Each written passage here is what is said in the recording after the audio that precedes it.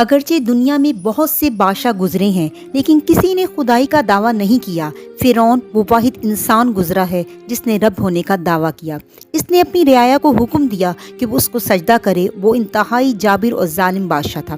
اس زمانے میں اللہ تعالیٰ نے حضرت موسیٰ علیہ السلام کو پیغمبر بنا کے بھیجا تاکہ وہ بنی اسرائیل کو اللہ کا پیغام دے۔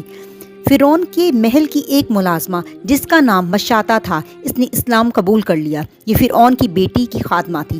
ایک دن خادمہ اس کی بیٹی کی کنگھی کر رہی تھی کہ اچانک کنگھی زمین پر گر گئی۔ جیسے ہی وہ اٹھانے لگی تو اس کے منہ سے بے ساختہ بسم اللہ نکلا۔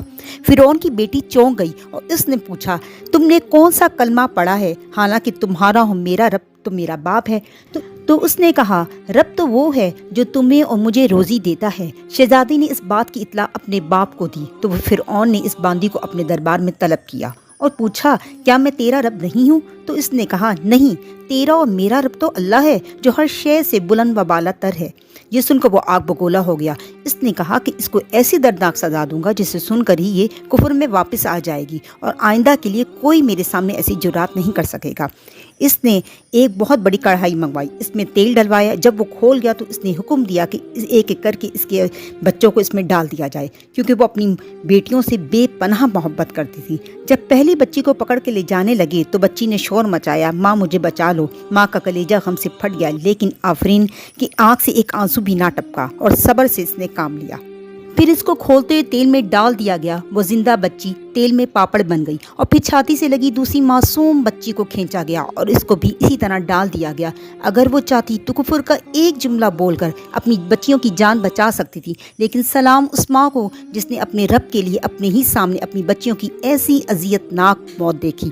پھر جب وہ لوگ اس کو پکڑ کے لے جانے لگے تو وہ بولی، میری ایک آخری خواہش ہے۔ فرعون نے پوچھا، کیا؟ تو اس نے کہا، جب مجھے بھی جلا دو تو میری اور میری بچیوں کی ہڈیوں کو پھینکنا نہیں بلکہ ایک جگہ جمع کر کے دبا دینا۔ چنانچہ اس کی خواہش کو پورا کر دیا۔ اس واقعے کے تقریباً 3000 سال بعد جب نبی کریم صلی اللہ علیہ وآلہ وسلم معراج کی شب آسمان کی سیر کے لیے تشریف لے جا رہے تھے تو فلسطین سے جب براق نے مصر پہنچایا تو براق اس سفاری کا نام ہے جس پر سوار ہو کر نبی کریم صلی اللہ علیہ وآلہ وسلم کو آسمانی دنیا کی سیر کرائی گئی۔ تو وہاں سے ہی آپ کو خوشبو آنا شروع ہو گئی۔ تو آپ صلی اللہ علیہ وآلہ وسلم نے جبریل امین علیہ السلام سے پوچھا، یہ خوشبو کہاں سے آ رہی ہے؟ تو انہوں نے کہا، یہ خوشبو فرعون کی باندی شاطمہ اور اس کی بچیوں کی ہے جو کہ جنت سے آ رہی ہے اور آسمان تک پہنچ رہی ہے۔ اس سارے واقعے سے ہمیں یہ سبق ملتا ہے کہ کیسے کفر والے ماحول میں رہ کر اللہ کے بندے ثابت قدم رہے اور بہتی دنیا کے لیے مثال بن گئے۔ ہم تو وہ خوش نصیب لوگ ہیں جو نبی کریم صلی اللہ علیہ وآلہ وسلم کی امتی ہیں اور بغیر کسی مشقت کے ہمیں اتنی آسانی سے بغیر کوئی قربانی دیے دین مل گیا۔